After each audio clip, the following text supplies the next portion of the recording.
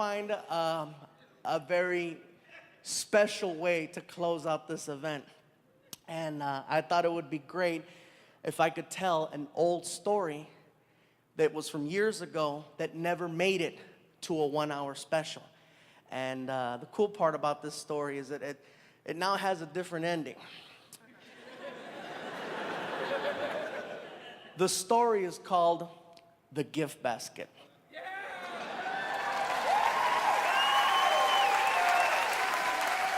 Some of you know it, some of you don't know it, but after this, you're never gonna forget it. All you have to know about this story is that all the people involved have always been and will continue to be friends. That being said, Martin and I,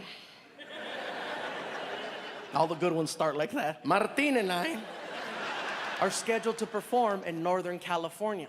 Usually we fly, but this particular day I was having a problem with Southwest Airlines. They wanted me to pay for an extra seat for someone who wasn't traveling with me.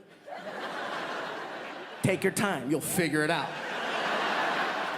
Anyway, I tell Martin, I'm not paying for an extra seat. Let's just drive, it's 6 hours. So we headed north.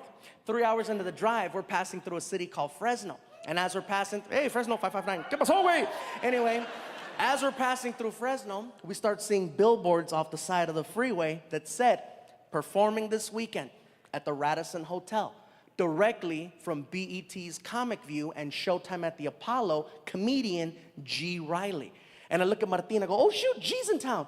And Martin goes, yeah, I haven't seen G in years. So we're like, let's stop by the hotel and say hi. So we pull into the parking lot. We walk in. I tell Martin, he doesn't know we're here. I'm gonna crank call his room. He goes, what are you gonna say? I said, I'm gonna tell him that I'm the front desk and that he just received a gift basket. He goes, what's so funny about a gift basket? I said, I'm gonna describe it over the phone. And I'm gonna make all the items that are in this imaginary basket become items that stereotypically a black person might like. But you're crazy. I said, I'll tell you what, we got 2 hours to kill. How about this? How about we go to the supermarket and we make an actual racist gift basket and we'll have it delivered and we'll wait outside to see what happens. I said, are you down? We go to a store and we start to design the sickest practical joke ever. I get a shopping cart and I'm like, all right, we need a basket. So I find one, I take out the grass, the plastic eggs, and the chocolate rabbits, and we start hitting the aisles. First item I grab is a fried chicken about that big, okay? See how quick that laugh was? There's a few black people in here like, motherfucker, this better be funny.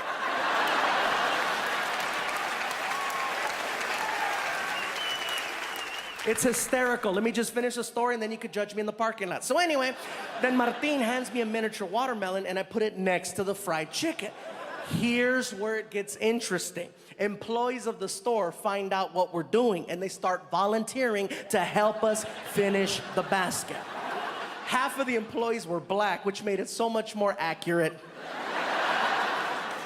Aisle after aisle. One guy was stocking a shelf. He was an older white guy, and we're like, sir, can you help us? What do you need?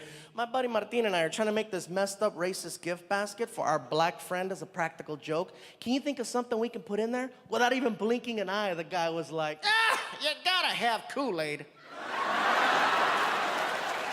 It's at the end of the aisle on the right. Malt liquors and XL over in the back of the store in the freezer section. It's on sale 2 for $1. By the time we get to the register, all these different employees plus us came up with the basket that had fried chicken, watermelon, Kool-Aid, grape soda, barbecue potato chips, sunflower seeds, an Ebony magazine, a Chris Rock DVD called Bigger and Blacker, Magnum condoms, Newport cigarettes, a rack of ribs, the recipe for cornbread. It was getting bigger and bigger and bigger and bigger. Icing on the cake, we find a greeting card that's on clearance from Halloween, and it has a picture of 3 ghosts on the cover wearing sheets. I tear off the half that says Happy Halloween, and on the back of the card I write, welcome to Fresno, love the Chamber of Commerce. And we stick it to the basket. We made it all nice and pretty, and we haul ass to the hotel. We pull up, we walk in. The basket is hot as hell, so I'm racing in. I get inside and I put it on the counter as fast as I can, bro. It's too perfect. There's a black girl behind the front desk. As soon as I put the basket down, I hear...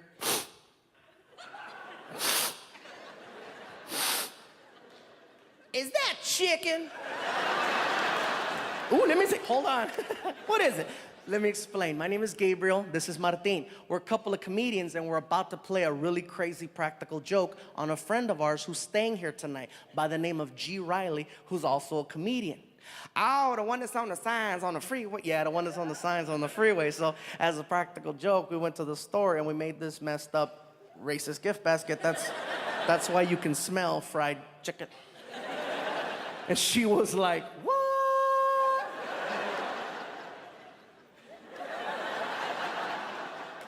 You need Jesus, that's what you need. Kiki, girl, you better hang up that phone. You ain't gonna believe what I'm looking at over here, girl. Listen, we think it would be hysterical if we could have you deliver the basket for us. She lost it.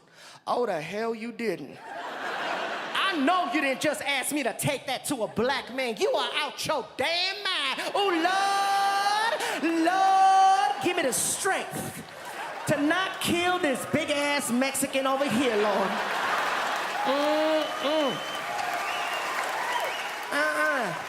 Okay, look here, Nacho Libre. I don't care who you are. I am not doing it. Hell no. I'll give you $50. Where that motherfucker at?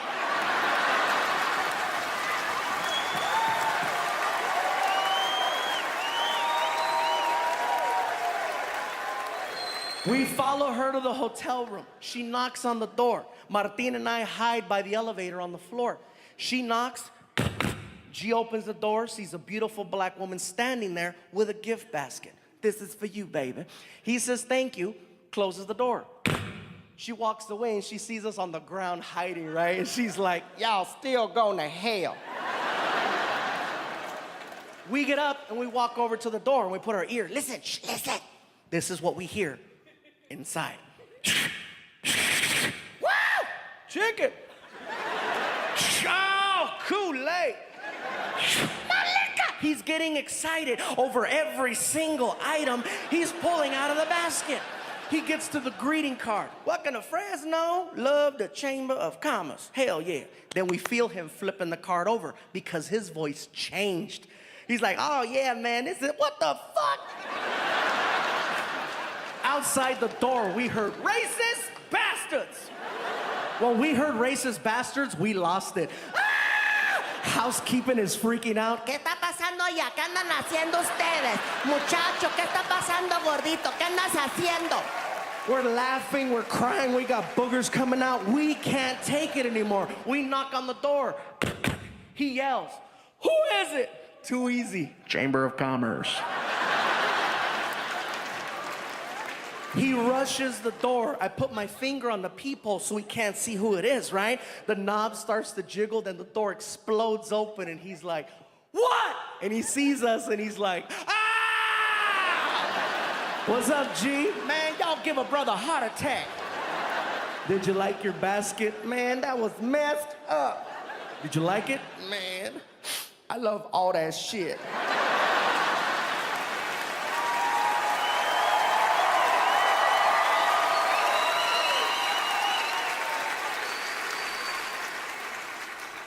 And now, ladies and gentlemen, a story that has been 7 years in the making. I would like for you to now hear, for the first time ever, the other side of that story. Ladies and gentlemen, I flew him here to Hawaii so that he can share this with you. Give it up for my friend, Mr. G. Riley.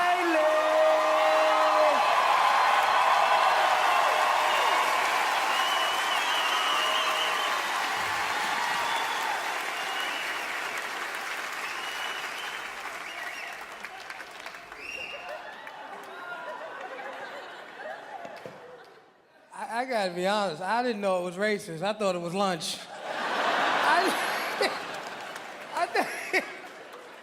I thought it was lunch. I didn't know it was racist until I got back to my neighborhood, and brothers in my neighborhood looked at me. They say, man, I don't believe you let that Mexican guy do that to you, man. That was messed up. I know you got him back. I said, what, buy him lunch? I can't afford to buy that man lunch. If I buy him lunch, he'll be getting me again. But see, you gotta understand, it was the perfect set of circumstances when it happened. Because I'm laying across the bed in the hotel. I had never been to Fresno before. And I wanted something to eat, and I didn't know where to go eat. So I'm laying across the bed, and I'm saying to myself, where could I go eat? I wish I had some food. And all of a sudden, magically, there's a knock on the door, and a black girl shows up with a gift basket. And I took the gift basket, and I said, they know how to treat their comedians up here in Fresno. And I'm walking to the bed, and I could feel the heat, and I could smell the chicken from the gift basket. And I'm like, oh, this is cool. Because nobody smells chicken and thinks of racism, right?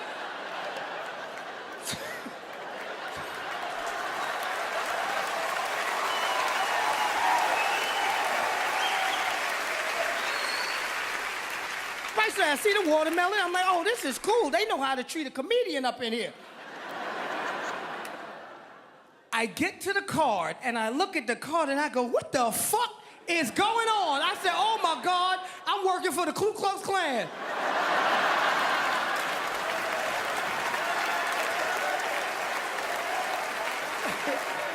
And I really started to panic because in my head, I'm saying to myself, is this for real? Because there were billboards all over the city with my picture. And I started thinking they were trying to scare me out of town. So now I don't know what to do, right? And I start trying to call a promoter, and the promoter's not answering the phone, and it's festering in my head, and I'm nervous, and I'm pacing in the room, and all of a sudden there's a knock on the door, right? And I go, oh my God, they come to get me. So I ease over to the door, right? And I look through the peephole, right? And all I see is a brown dot, right? And I go, I hear somebody out there because I hear the breathing, right? I hear, because this was about 60 pounds ago, right? So I go to look down up under the door, right? But I said, oh my God, it got to be about 5 or 6 of them out there. Oh my God.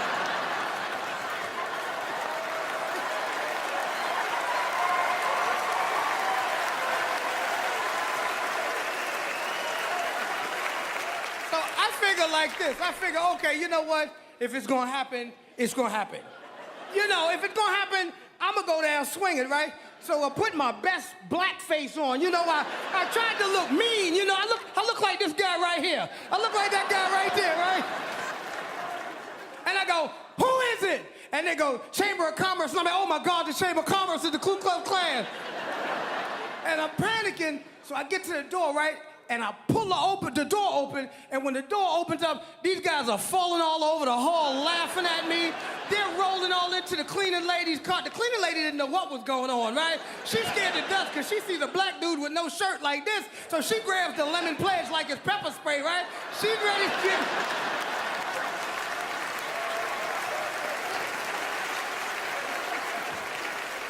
So everything, now that I realize it's a practical joke, everything calms down, because I remember how hungry I was. I'm like, okay, cool, practical joke, right? So I go in the bathroom to wash my hands. While I'm in the bathroom washing my hands, I hear a commotion in the other room, right? I go back in the other room. They're going through the gift basket. The maid is leaving with the watermelon. Martina's drinking my 40, and this fluffy bastard is eating my chicken!